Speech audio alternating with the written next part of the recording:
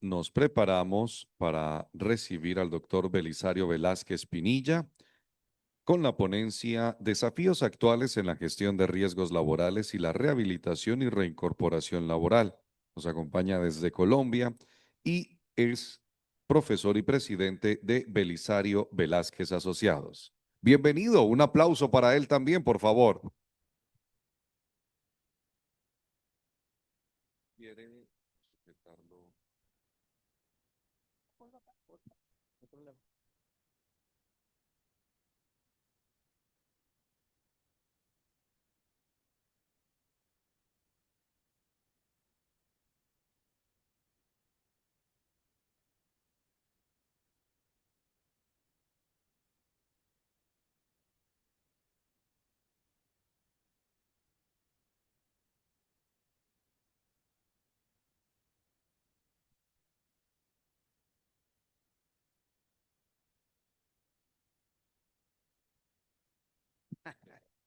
Efectos especiales. Buenas tardes para todos. Es un gusto estar por acá en la universidad en este magno evento. Es un placer poderlos acompañar. Vamos a hablar un ratico de la seguridad social en el mundo del trabajo. Desafíos actuales en la gestión de riesgos y la rehabilitación y reincorporación laboral. Cuando uno piensa en este asunto de la rehabilitación y reincorporación laboral, pues tiene mucha tela para cortarle al tema. En la medida en que tenemos que alinearnos a el entorno seguro y saludable que nos lo dejó la Conferencia Internacional del Trabajo como derechos fundamentales recientemente, hace unos 2 o 3 años, hace poco, con los convenios 155 y 187, que le dan, como yo he dicho de manera placentera, le dan carne y le dan texto y le dan más argumentos a los abogados, a los estudiosos del derecho, para que pensemos, gracias, para que pensemos más en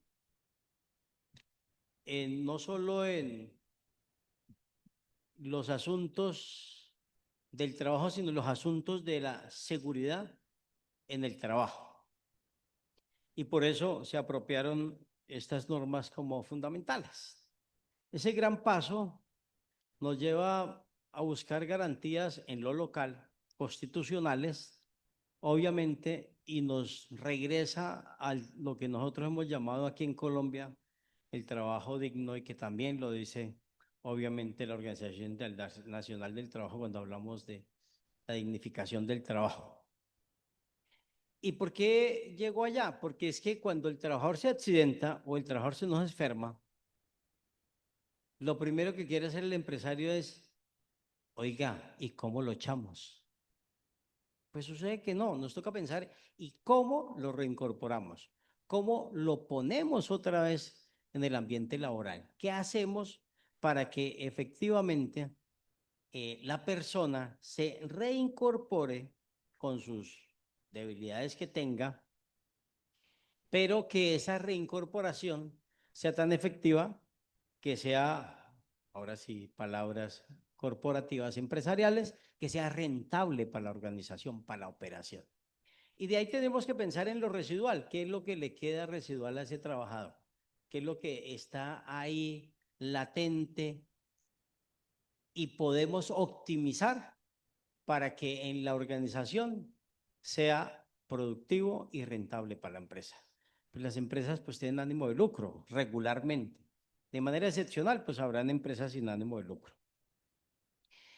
De esa manera diremos que pues hay una coyuntura fuerte con el tema de la seguridad y salud en el trabajo, porque tenemos que fortalecer y gestionar al interior de las empresas todos los temas que tienen que ver con SST.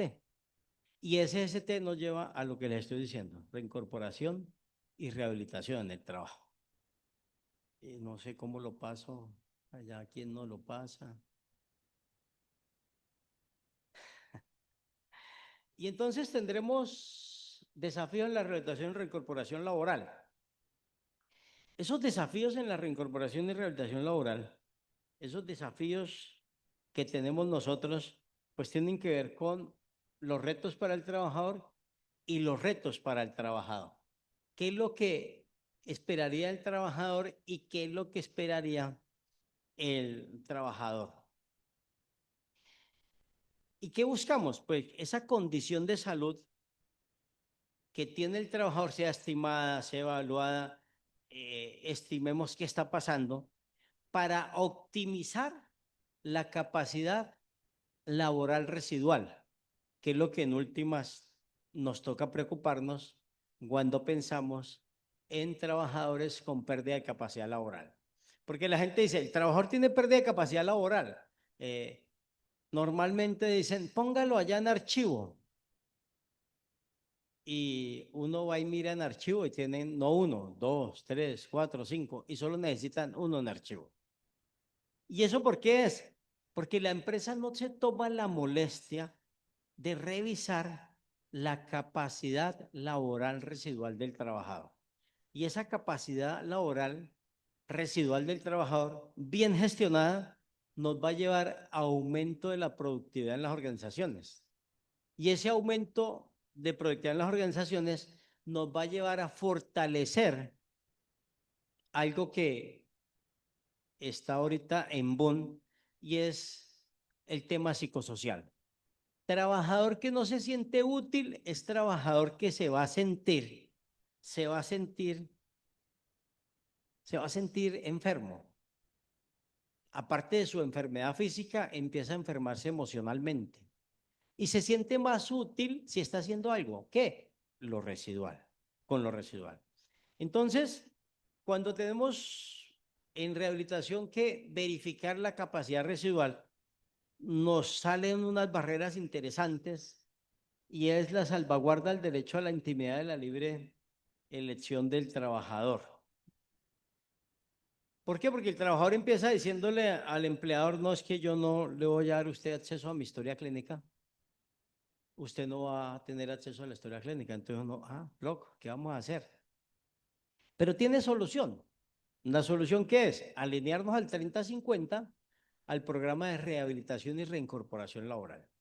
Si nos alineamos al programa de rehabilitación y reincorporación laboral, estamos dando un gran paso. Estamos dando un paso para decirle al trabajador es que la información no la va a manejar toda la organización, ni siquiera el área de talento humano, sino el área de seguridad y salud en el trabajo y las personas que sean del sector salud. No seguridad y salud en el trabajo propiamente dicho, sino las del sector salud.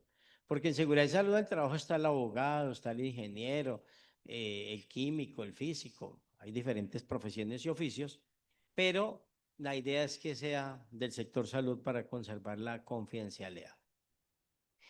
También tenemos barreras en la prestación de asistencias, sobre todo que sea óptima la que necesita el trabajador y que tenga continuidad. Entonces al pobre paciente trabajador le dicen, tienes 20 sesiones de terapia y el trabajador hace su primera terapia.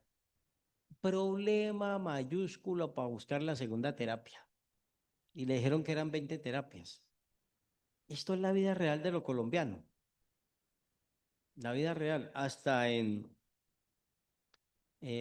programas pilotos en temas de salud. eh, el señor presidente de la República llamaba la atención hace poco tiempo, porque no se estaban alineando a lo que el gobierno nacional quería. ¿Y eso qué es? Pues es lo mismo que les estoy hablando, que sea óptimo y que sea continuo, que sea eficaz y que sea eficiente. Eso es lo que decía el presidente de la República hace apenas unos días. Y que no exista dilación en la prestación del servicio. Entonces, el paciente viene en una terapia, se está intentando recuperar, está intentando hacer cositas, y cuando plop, dura 10, 20, 30 días, 2 meses sin terapia, pues se pierde la curva de recuperación que traía el paciente. Entonces, eso va a impedir los procesos de rehabilitación y por ende, pues nos va a llevar a algo que las empresas no quieren, pero que en últimas va a pasar y es que se aumenta el ausentismo. El ausentismo se va de para arriba. Y eso nos lleva a que tendríamos que mejorar el seguimiento que le estamos haciendo a los trabajadores. Por eso el 30-50 le dice, oiga, usted haga mesas interdisciplinarias para revisar la evolución del paciente y ayúdele al paciente a conseguir la cita. Recuerde que el trabajador es paciente también porque tiene un problema de salud. Entonces, ayúdele. No es simplemente decirle al paciente trabajador, usted tiene que, no, miremos cómo le echamos una mano, porque pues tenemos algunas debilidades y ustedes las tienen claras en el sistema de seguridad social integral. En riesgos nos movemos un poquito mejor que en los otros, pero sin embargo sigue persistiendo. Y el empleador pues tiene varios retos: derecho a la libertad de empresa, derecho al trabajo. Pues esperamos poder seguir teniendo el derecho a la libertad, el derecho a hacer bien las cosas. Pero ese no me preocupa mucho, me preocupa más el abuso del derecho por el trabajador. Y ahí entonces diré algo que nos decía en su momento,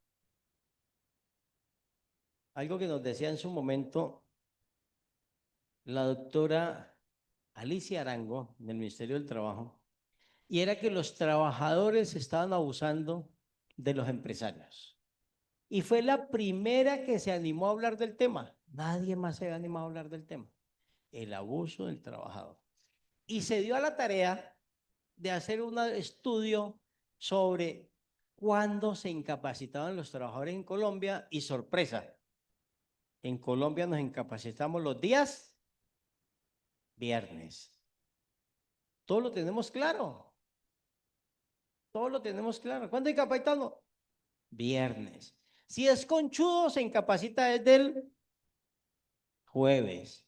Jueves, viernes, sábado, domingo, y si es festivo, eso se puso bueno. Eso está en un estudio que hizo la doctora Alicia Arango. Y entonces ella fue la primera que se dio el lapo de hablar del abuso de los trabajadores con relación a los empresarios. Y ahí ella fue la primera que sacó una estructura normativa para decir, oiga, si el trabajador alteró la incapacidad, si el trabajador no fue a las terapias, si el trabajador no fue a las consultas, entonces la seguridad social puede pagarle el pago. Ah, pero aparte de eso, le puede iniciar su procesito penal ante la fiscalía. O sea, ese paso que dio la doctora Alicia Arango, para mi gusto, es un paso gratificante para las empresas, porque las empresas no tenían cómo asumir la situación. Las empresas no tenían cómo defenderse de la posición abusiva. ¿Y cómo se está defendiendo? Pues nada, tiene que ver la 30-50, verificar que allí podemos revisar en las mesas médico-laborales los temas de salud y determinar según la evolución de una patología si en verdad el trabajador sí podía estar incapacitado o no podía estar incapacitado. Tanto tiempo. O sea, me he encontrado visitas de empresas donde tenemos trabajadores que yo he dicho, ¿y cómo lo hacen? O sea, uno tiene que conseguir el manual. Incapacidad de 1000 días. Eso es una cosa monstruosa. 1000 días de incapacidad son 3 años largos. O sea, es un campeón, no va a la oficina a hacer nada. Uno dice, ¿qué pasó aquí? Pues eso es lo que nos pasa a nosotros en las normas de abuso del derecho por parte del trabajador. Y ahí uno dice, ¿y quién nos cuida? Pues bueno, ya tenemos norma que nos va a ayudar. Ahora, ¿qué necesitamos? Pues que esa norma efectivamente se aplique en las organizaciones. Que la organización se preocupe por tener el programa de rehabilitación y reincorporación laboral. Y que el programa de rehabilitación y reincorporación laboral tenga el equipo interdisciplinario. Este no es un tema de abogados. Este es un tema interdisciplinario. Entonces, ¿qué necesitamos? Primero, sector salud, médico experto en SST. Es probable que necesitemos otra especialidad, claro. Normalmente, y ahora con los temas emocionales, o psicólogo o psiquiatra, dependiendo de la situación. y también a veces irregularmente en temas musculoesqueléticos está el fisiatra, los terapeutas ocupacionales o respiratorios y nos dejan pegar a los abogados. ¿Pero qué hay que hacer? Pues nos toca saber un poquito de seguridad y salud en el trabajo. Nos toca saber de identificación de peligros, evaluación y evaluación de riesgos, del IPER. Porque identificado el peligro, evaluado y valorado el riesgo, podemos tener medidas de control. Usted no puede controlar lo que no conoce. Usted controla lo que conoce. Por eso la norma empieza diciendo, haga la identificación del peligro y después haga la evaluación y valoración de riesgos. Y ahí la cosa ya se puede ir componiendo un poquito.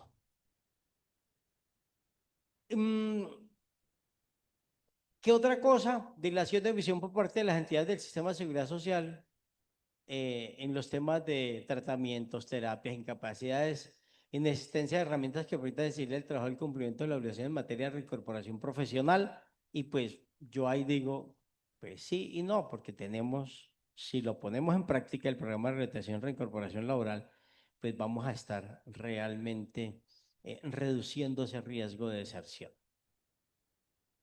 Y para poder entender un poquito el tema de reincorporación, vamos a hablar, siguiente por favor, de la rehabilitación integral.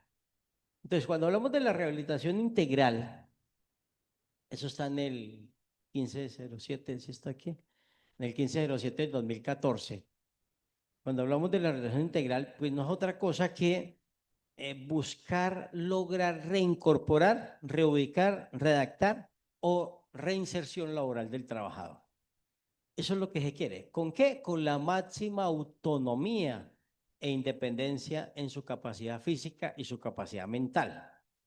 De manera que nos da las líneas, nos da las directrices y esto nos aterriza en el 3050 que ya les había referido, que es el programa de rehabilitación y reincorporación laboral.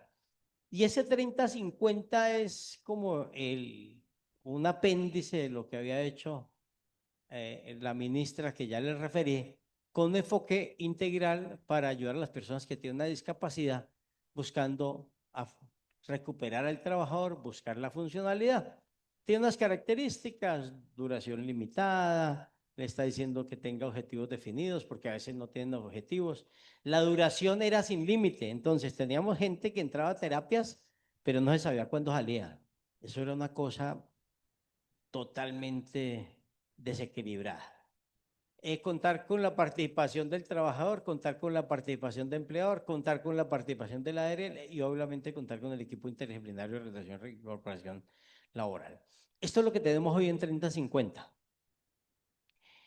Desde hace un tiempito, el año pasado y un poquito más atrás, el Ministerio de Trabajo y el Ministerio de Salud pidieron que se hiciera un estudio de potencial reforma del 3050. Esto es 2022 y se estaba pensando en el 2023 ya, oye, ¿qué pasa? Hagámosle unos ajustes. Y esos ajustes ya se surtieron en borrador, ya los elaboró el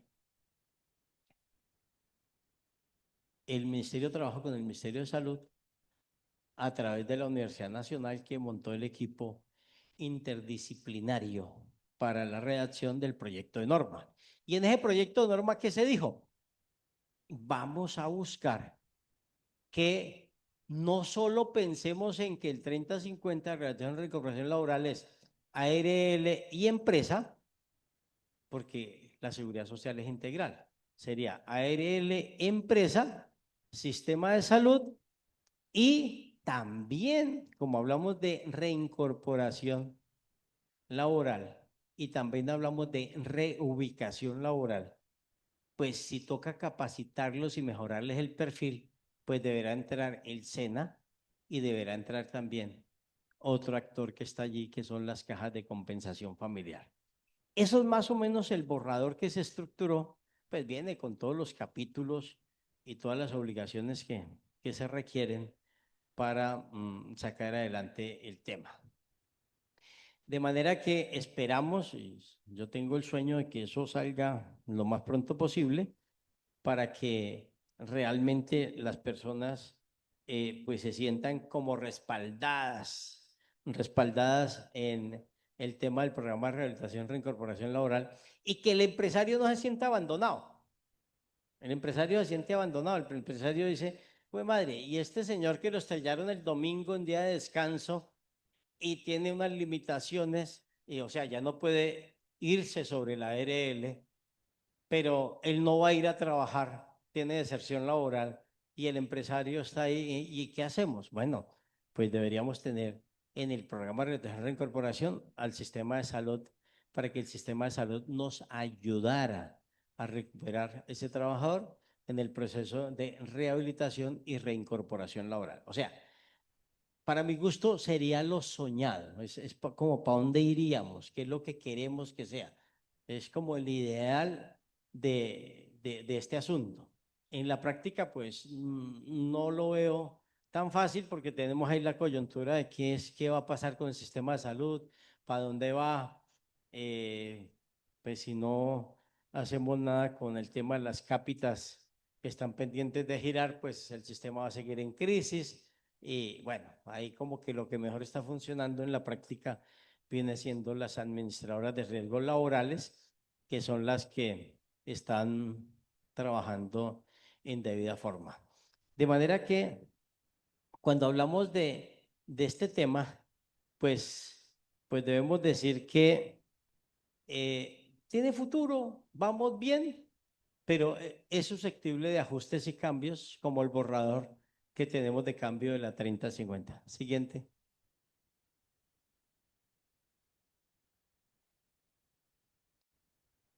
En los aspectos constitucionales, en los aspectos constitucionales diremos que tendremos normas básicas que son estructurales porque son constitucionales, que es el derecho a la igualdad, eh, políticas de rehabilitación e integración social, 53 principios fundamentales en el trabajo, que nos habla de nuestro ordenamiento laboral, y el 54, la garantía de los minusválidos en derecho al trabajo acorde con sus condiciones de salud.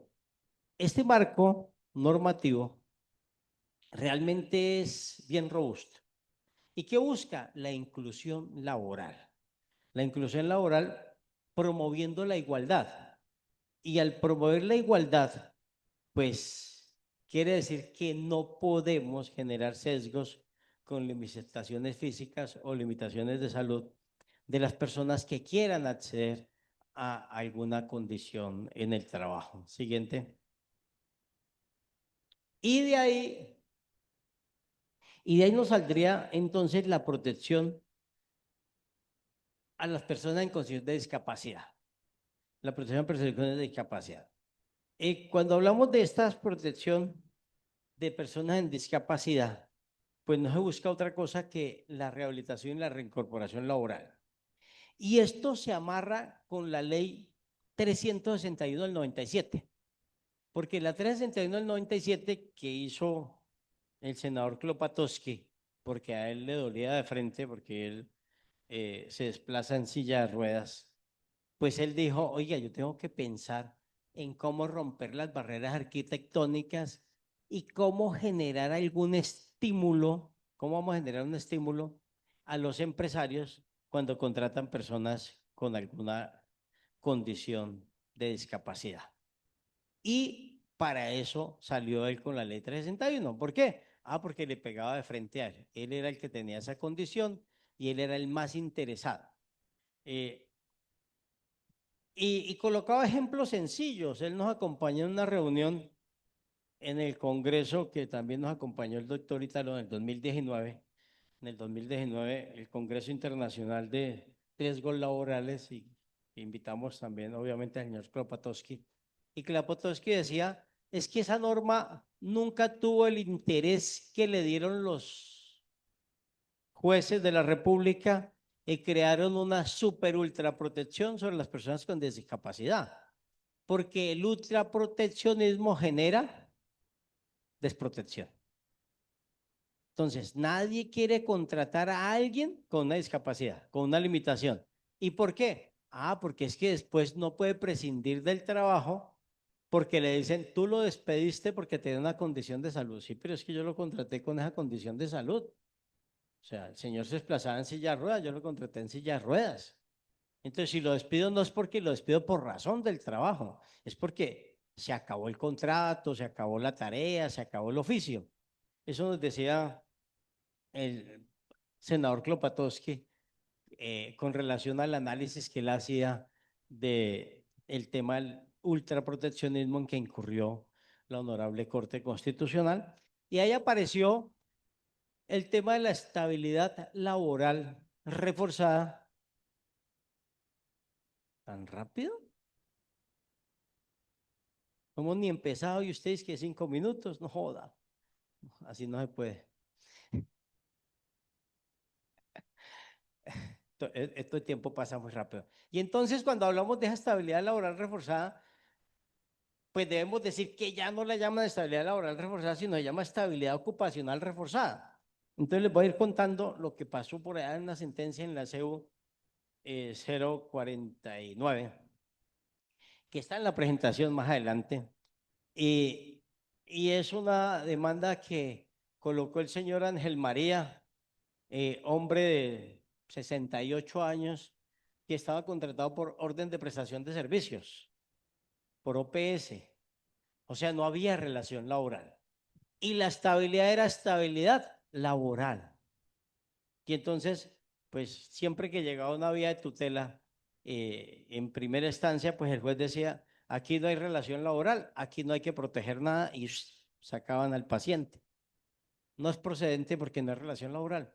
Pues la corte hizo el análisis de la lesión que tuvo don Ángel María Oquendo y el señor Ángel María pues se lesionó al intentar mover una llanta porque se había pinchado, entonces sacó la cruceta, se lesionó en su pierna, en su rodilla y la empresa pues como vio que estaba incapacitado le dijo, bueno, tú no puedes trabajar más, pues estaba incapacitado, pues listo, siga incapacitado.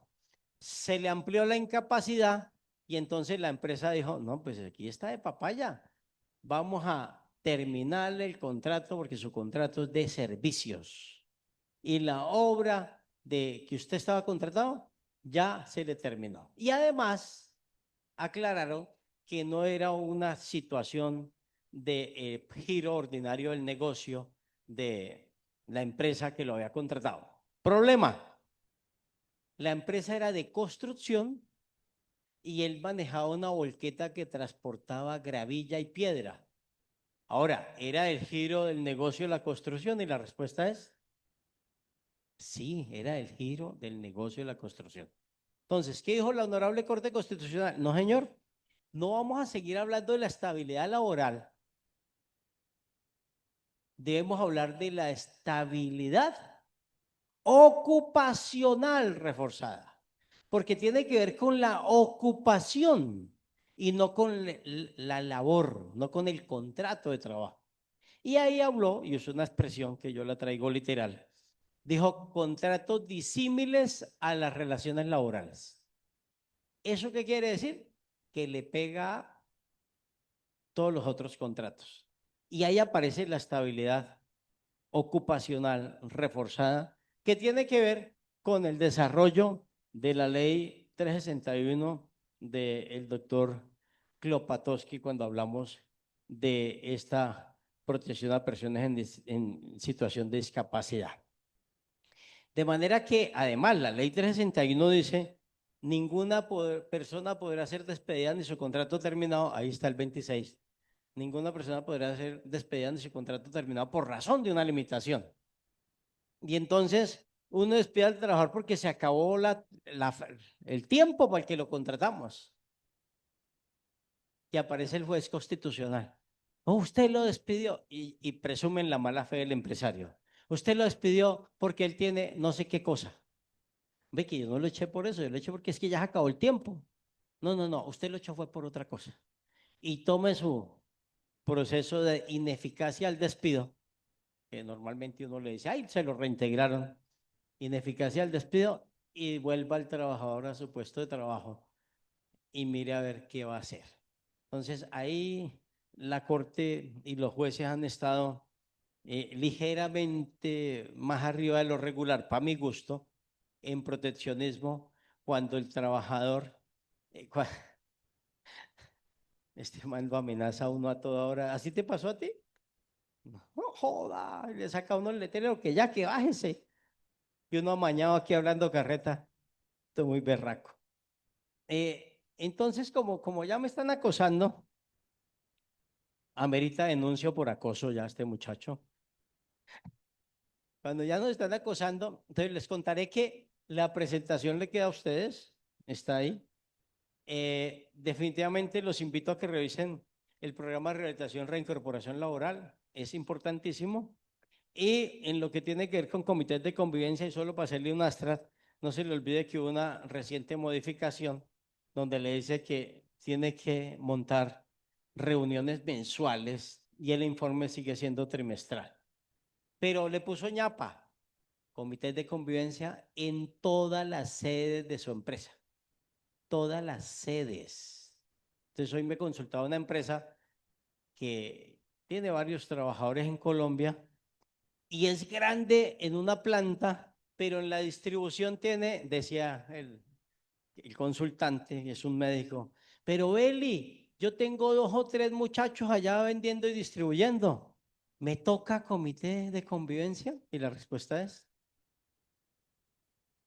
no hay nada que hacerle. Así quedó redactado. Así quedó redactado el comité de convivencia. Entonces, ahí les dejo esa inquietud del comité de convivencia que lo tenía ahí más adelante, pero no me rinde mucho hablar. Así es que les agradezco mucho que me hayan escuchado y es un placer haber compartido con ustedes. Muchas gracias.